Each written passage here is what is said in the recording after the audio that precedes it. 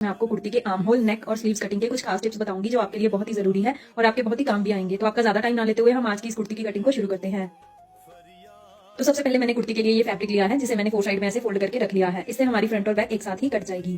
तो सबसे पहले ना हमें ऊपर एक सीधा मार्क कर लेना है। इससे हमारा ये फैब्रिक भी सीधा हो जाता है और इसी पे हमारे तीरे का भी मार्क आता है। अब हमने यहाँ से नीचे लगभग 7.5 इंच पे ना आर्म होल और चेस्ट के लिए मार्क करना होता है। तो चेस्ट की साइज की मार्किंग भी इसी मार्किंग के ऊपर होती है और आर्म होल की भी।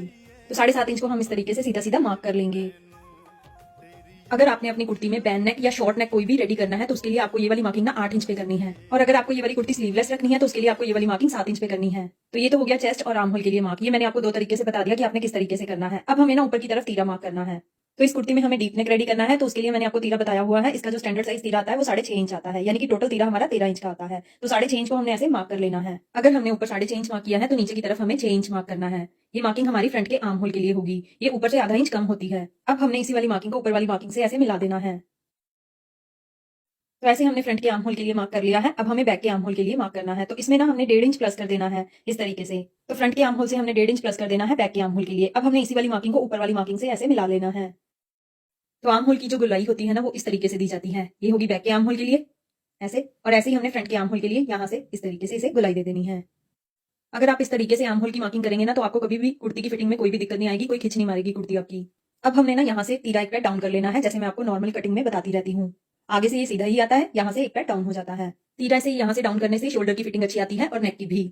तो अब हम इसे अपनी मार्किंग के साथ साथ कट कर लेते हैं। तो ऐसे हमारी कुर्ती के आर्म होल की कटिंग हो गई है। अब हमने इसके नेक की कटिंग करनी है, तो उसके लिए हम फ्रंट और बैक को ना अलग अलग कर लेते हैं, क्योंकि फ्रंट का नेक थोड़ा कम डीप है और बैक का नेक थोड़ा ज्यादा डीप है। तो इससे हमारे फ्रंट के आर्म होल की भी कटिंग हो जाएगी। तो ऐसे मैंने कुर्ती की फ्रंट और बैक को अलग अलग कर लिया है। ये इसका फ्रंट वाला पार्ट है, ये देखिए। अब हमने ना यहाँ से अपनी मार्किंग के साथ साथ इसके आर्म होल की कटिंग कर लेनी है। तो ऐसे हमारा ये फ्रंट का आर्म होल भी कट गया है। अब हम इसमें नेक कट कर लेते हैं। तो अब हम यहाँ पे अपने नेक की मार्किंग कर लेते हैं। ब्रॉड सेम ही आएगा फ्रंट और बैक का नेक, डीप थोड़ा अलग अलग होगा। तो इस तरीके से इसकी जो ब्रॉडनेस है वो मैं 3 इंच मार्क कर रही हूँ। टोटल हमारा नेक 6 इंच ब्रॉड आ जाएगा। तो 3 इंच को ना हम ऐसे सीधा सीधा मार्क कर लेंगे। अब हमने इसकी गहराई को मार्क करना है, तो इसकी गहराई ना ऐसे मैं तिरछे में लूंगी, लगभग 6.5 इंच। तो 6.5 इंच को ना हमने यहाँ पे ऐसे मार्क कर लेना है। अब हम इस वाली मार्किंग को भी सीधा सीधा मार्क कर लेंगे। तो ऐसे नेक की डायमेंशन को हमने ड्रॉ कर लिया है। अब हम इसमें राउंड वी नेक ड्रॉ करेंगे। तो उसके लिए पहले हम हल्का हल्का मार्क करके देखेंगे। जो भी मार्किंग आपकी बिल्कुल परफेक्ट आ जाए ना, उसे आप इस तरीके से डार्क कर लीजिए। तो ऐसे हमारे इस नेक की मार्किंग हो चुकी है। अब हम इसे कट कर लेते हैं। तो ऐसे हमने इसमें राउंड वी नेक कट कर लिया है। अब हमें इसके बैक नेक की कटिंग करनी है, तो उसके लिए ना इसे साइड में कर देते हैं और बैक वाले पार्ट को ना यहाँ पे सेट करके रख लेते हैं।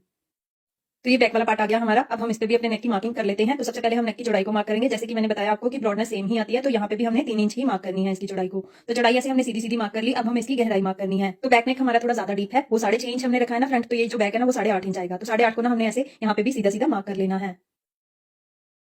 तो अब हमें बैक के लिए ना राउंड नेक ड्रॉ करना है। उसके लिए हम हल्का हल्का पहले मार्क करके देखेंगे। जो भी मार्किंग आपकी बिल्कुल परफेक्ट आ जाए उसे आप इस तरीके से डार्क कर लीजिए। तो अब हम इसे अपनी मार्किंग के साथ साथ कट कर लेते हैं। तो जो नेक ऐसे पहले कुर्ती पे कटते हैं ना, वो नेक और एक पट्टी के साथ रेडी होते हैं। तो ऐसे हमारे फ्रंट और बैक के दोनों नेक कट चुके हैं और दोनों के आर्म होल भी कट चुके हैं। तो अब हम इसकी स्लीव्स कट कर लेते हैं। तो बाकी बचे हुए फैब्रिक से हम इसकी स्लीव्स कट करेंगे। तो इसकी हाफ स्लीव्स कट करनी है हमने, उसके लिए भी मैंने फैब्रिक को ऐसे 4 साइड में फोल्ड करके रख लिया है। इसे हमारी दोनों स्लीव्स एक साथ ही कट जाएंगी। तो सबसे पहले हम स्लीव की लेंथ को मार्क करेंगे। तो स्लीव की लेंथ हमने ऊपर से इस तरीके से मार्क करनी है। मैंने यहाँ पे 8 इंच स्लीव की लेंथ रेडी करनी है, तो 8 इंच को ना मैं यहाँ पे ऐसे मार्क कर लूंगी। तो नीचे हमारे पास ये 1.5 इंच का फोल्डिंग का मार्जिन हो गया, इसीलिए हम इसे मार्क नहीं करेंगे। अब हमने ना ऊपर से नीचे की तरफ ना आर्म होल के लिए मार्क करना होता है। तो स्टैंडर्ड साइज की कुर्ती के लिए ये वाला मार्क ऊपर से 3 इंच पे आता है। अगर साइज कम है कुर्ती का तो यही वाला मार्क हमारा 2.5 इंच पे आएगा। तो हम 3 इंच को ना ऐसे सीधा सीधा मार्क कर लेंगे। तो अब हमें यहाँ पे ना स्लीव्स के आर्म होल की मार्किंग करनी है। तो उसके लिए एक फॉर्मूला होता है। चेस्ट के रेडी साइज को ना हमने 5 से डिवाइड करना होता है। जो भी हमारे पास आंसर आएगा उसे हमने यहाँ पे मार्क कर लेना है। रेडी साइज यानी कि जो हमने लूजिंग डाल के रेडी करना होता है कुर्ती पे साइज। मान लीजिए अगर हमारे पास चेस्ट का रेडी साइज यहाँ पे 40 इंच है कुर्ती पे, तो 40 को ना हमने 5 से डिवाइड करना है। हमारे पास आंसर आएगा 8 इंच। तो 8 इंच को ना हमने यहाँ पे ऐसे मार्क कर लेना है इस तरीके से। अगर आप इस फॉर्मूले से स्लीव के आर्म होल की मार्किंग करेंगे तो आपको कभी कोई प्रॉब्लम नहीं आएगी स्लीव चढ़ाने में, और आपकी फिटिंग भी बिल्कुल परफेक्ट आएगी।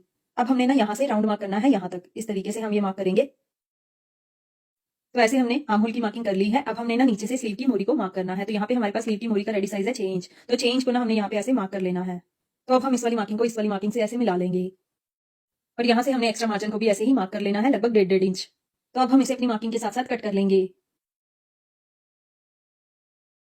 तो ऐसे हमने स्लीव की कटिंग कर ली है। अब हमें ना यहाँ से स्लीव के फ्रंट के आर्म होल की भी कटिंग कर लेनी है। तो स्लीव पे फ्रंट का आर्म होल ना यहाँ से आधा इंच डाउन करता है, तो वो मैं अभी आपको पहले मार्क करके दिखाती हूँ। इस तरीके से राउंड मार्क करना हमने आधा इंच डाउन।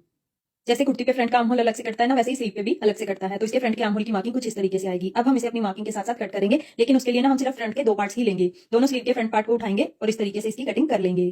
तो ऐसे हमारी स्लीव की भी पूरी कटिंग हो चुकी है।